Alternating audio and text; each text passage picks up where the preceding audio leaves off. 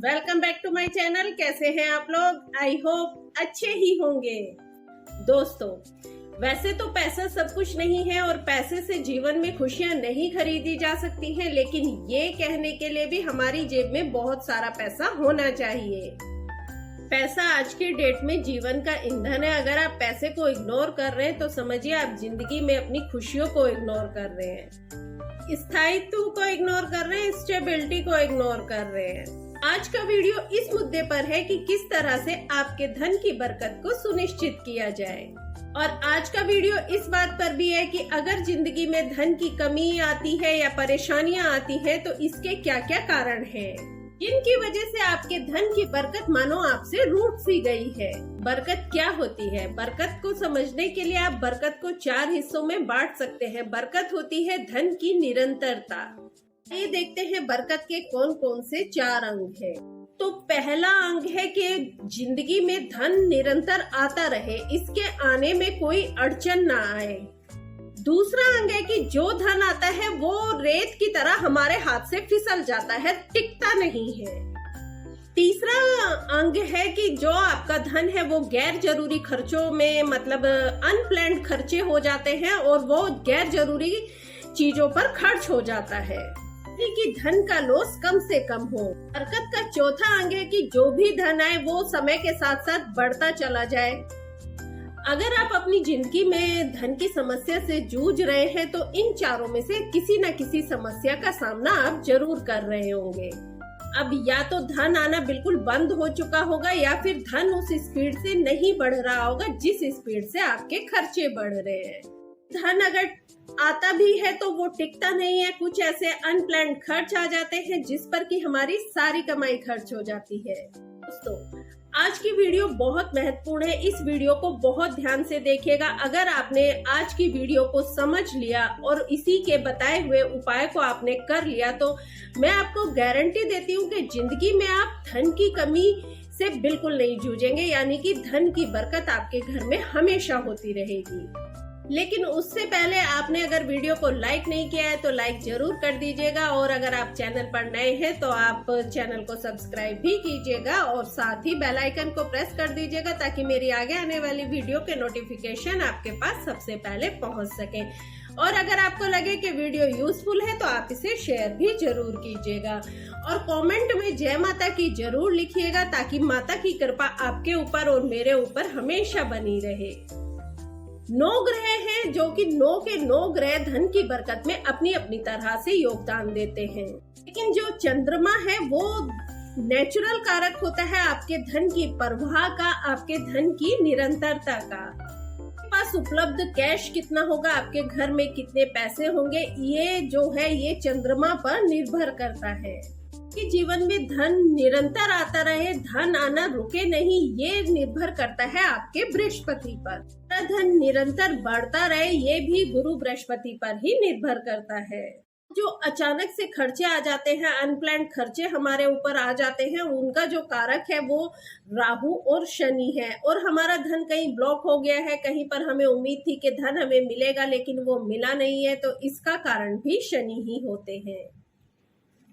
और दोस्तों, ऐसा भी होता है कि धन हमारे पास बिल्कुल टिक नहीं रहा है, तो इसका कारण भी कहीं ना कहीं हमारे घर का वास्तु दोष होता है। अगर आपका धन उस स्पीड से नहीं बढ़ रहा है, आपकी कमाई उस स्पीड से नहीं बढ़ रही है जिस स्पीड से आपके खर्चे बढ़ रहे हैं, तो इसका कारण भी शनि ही होते हैं। आपके शनि और चंद्रमा खराब है।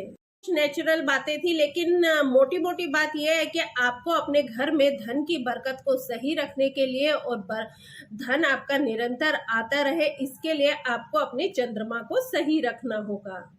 मैं आज आपको एक बहुत ही राज की बात बताती हूँ कि अगर आप अपने शनि को, मंगल और चंद्रमा और बृहस्पति को सही रखते हैं ना, तो आपके घर में कभी भी धन की कमी नहीं होगी, धन की बरकत आपके घर में कभी नहीं रुकेगी।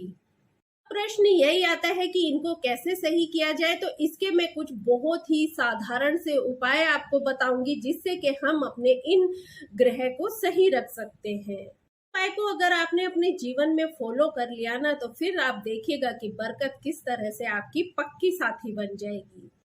तो अपने चंद्रमा को ठीक करने के लिए आपको जो पहला उपाय करना है वो ये कि आपको कॉपर के 4 टुकड़े लेने हैं, जो कि स्क्वायर शेप में होने चाहिए। टुकड़े आप किसी भी साइज के ले सकते हैं, छोटे हों या बड़े हों।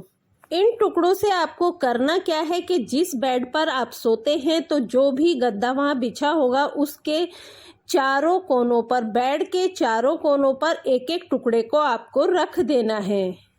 अब जो लोग जमीन पर सोते हैं तो उनको ये डर रहेगा कि कहीं ये छोटे छोटे टुकड़े रोज उनका गद्दा उठाने पर खो ना जाए, तो इसके लिए उन्हें क्या करना चाहिए कि गद्दे के कोनों पर टेप की सहायता से ये टुकड़े चिपका देने चाहिए। उसके बाद जब आप सोएंगे तो आप खुद फील करेंगे कि धीरे धीरे आपको नींद भी अच्छी आने लगी है, क्योंकि जब हमारा चंद्रमा अच्छा होता है तो हमें नींद भी बहुत सुकून की आती है और साथ ही हमारे धन की कमी भी दूर हो जाएगी। अब हम बात करते हैं दूसरे उपाय के बारे में। तो पहले के समय में जो घर होते थे वो बड़े घर होते थे और उसमें एक कच्ची जगह रखी जाती थी ताकि वहां पर क्यारी वगैरह बनाई जा सके, फूल पौधे लगाए जा सके।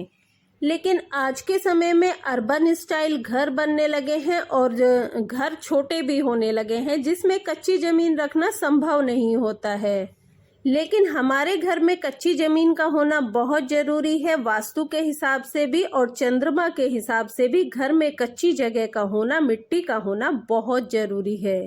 तो अब आप लोग कहेंगे कि अब हम क्या करें, ऐसा कैसे कर सकते हैं, अगर हमारे घर में कच्ची जमीन नहीं है तो क्या करें। और जो लोग फ्लैट में रहते हैं वहां पर तो बिल्कुल संभव ही नहीं है कि कच्ची जमीन मिले। तो उसके लिए आपको करना क्या है, एक गमला ले लें और उसमें मिट्टी भर लें और इस गमले में कोई पौधा ना लगाएं। और इस गमले को अगर संभव हो तो अपने घर की नॉर्थ वेस्ट दिशा में रखें, लेकिन अगर वहां पर गमला रखना संभव ना हो तो आप इसे अपने घर की बालकनी में किसी भी जगह, किसी भी एक कोने में रख लें, क्योंकि हमें अपने घर में एक कच्ची जमीन का सिंबल देना है, एक सिंबॉलिक बनाना है कि हमारे घर में कच्ची जमीन है, कच्ची जगह है। और इस गमले को आप घर में त्रयोदशी वाले दिन रखें तो बहुत ही अच्छा है। आप देखेंगे कि धीरे धीरे आप खुद फील करेंगे कि धन की जो भी दिक्कत है वो सारी दिक्कत धीरे धीरे ठीक होने लगी है। चंद्रमा के अलावा अब हमें अपने गुरु बृहस्पति और मंगल, इनको भी मजबूत करना है, तो इनका उपाय भी कर लीजिए। तो बृहस्पति को मजबूत करने के लिए हमें जो उपाय करना है वो यह है कि हम सब जानते हैं कि हल्दी जो है वो बृहस्पति की बहुत बड़ी कारक है। तो उसके लिए हमें क्या करना है, साबुत हल्दी की हमें 7 गांठें ले लेनी है और इन 7 गांठों को हमें एक पीला कपड़ा ले लेना है, उस पीले कपड़े में बांध लेना है। आप या तो इन्हें ऐसे ही गांठ लगाकर बांध लीजिए या फिर आप इनमें मोली या कलावा बांध दीजिए या फिर कोई पीला धागा आप इस्तेमाल कर सकते हैं इसे बांधने के लिए। बांधने के बाद इस पोटली को आप अपने मंदिर में रख दीजिए और इसे कम से कम 1 रात मंदिर में रखी रहने दीजिए और महालक्ष्मी जी से प्रार्थना कीजिए कि उनकी कृपा आपके ऊपर बनी रहे। इसके बाद आप इस पोटली को उठाकर अपने धन स्थान पर रख दीजिए। फिर धीरे धीरे आप देखेंगे कि गुरु बृहस्पति किस तरह आपकी इनकम को लगातार बढ़ा रहे हैं, आपके सारे खर्चे पूरे हो रहे हैं, आपकी इनकम बढ़ती ही जा रही है। अगला उपाय आपको ये करना है कि आपके घर में जो भी कोई मेहमान आए, कोई भी गेस्ट आए, चाहे वो डिलीवरी बॉय हो या फिर कोई भी आदमी जो कि आपके घर दूध देने आए या कोई भी ऐसा व्यक्ति आए आपके दरवाजे पर, अगर कोई भी व्यक्ति आता है तो आपको उसे पानी जरूर पिलाना है। आपके घर जो मेहमान आते हैं आप उन्हें कोल्ड ड्रिंक पिलाइए, खाना खिलाइए, उनकी खूब खातिरदारी कीजिए, लेकिन एक काम आप बिल्कुल मत भूलिए, वो ये कि जैसे ही वो आपके घर आए तो आप उन्हें पानी जरूर ऑफर करें और पानी जरूर पिलाएं। इससे आपका चंद्रमा अच्छा होगा। बहुत से लोग अपने चंद्रमा को अच्छा करने के लिए छबील करते हैं और प्याव लगवाते हैं, तो वो इसीलिए करते हैं कि उनके घर धन की आवक निरंतर बनी रहे। लेकिन अगर आप ऐसा नहीं कर सकते तो अपने यहाँ आने वाले व्यक्तियों को पानी जरूर पिलाएं। अब अगला उपाय जो आपको करना है वो ये है कि आपको एक मटकी में गंगा जल भरकर रखना है। मटकी ले लें या कोई लोटा ले लें या कुछ भी पात्र आप ऐसा ले सकते हैं। तो आप उसमें गंगा जल भरिए और उसे अपने घर के स्पेशली अपने पूजा स्थान पर उसे रख दीजिए। इससे आपके धन की आवक बढ़ेगी। वैसे मैं आपको बताऊं, इसका एक बहुत ही अच्छा, बहुत सुंदर सा उपाय यह है कि आप अपने घर में एक मंगल कलश रखें। जो आप देख रहे हैं ये एक मंगल कलश है। इसमें नीचे गंगा जल भर के रखा जाता है। उसके बाद इसके ऊपर ये जो आप पत्ते देख रहे हैं ये रखे जाते हैं और फिर जो ये एक पात्र है इसमें पीले चावल, जिसमें कि चावल में हल्दी मिलाकर वो भरकर रख दिए जाते हैं। आप इसे अपने मंदिर में रखिए। आप देखिए इसमें नीचे गंगा जल रहता है और ऊपर इसमें चावल रहते हैं, तो हमारे घर में हमेशा धन धान्य बना ही रहता है। इसमें अगर गंगा जल सूखता जाता है तो उसे आप समय समय पर भरते रहिए। आप देखेंगे कि आपके घर में कभी भी धन की कमी नहीं होगी। कुछ उपाय तो आपने देख लिए हैं, तो अब एक आखिरी उपाय है जो कि मैं आपको बता देती हूँ। वो उपाय है मंगल का। मंगल की जो शेप होती है वो चौकोर होती है। चंद्रमा की जो धातु होती है वो होती है चांदी। तो चांदी के 4-4 ग्राम के चौकोर 2 टुकड़े ले लेने हैं और एक टुकड़े को तो आप अपने पर्स में रख लीजिएगा और एक टुकड़े को आप अपने धन स्थान पर रख दीजिएगा। आपका धन आ नहीं रहा है या फिर धन कहीं पर अटका हुआ है या फिर ऐसा है कि आपकी इनकम सफर कर रही है, तो अगर आप इस उपाय को करते हैं तो आप देखना कुदरत किस तरह से आपका साथ देने लगी है, किस्मत आपकी किस तरह से चमकने लगी है। जरूर कीजिएगा। इन उपाय के करने का प्रभाव आपको सीधा अपने बैंक की पासबुक पर दिखाई देगा।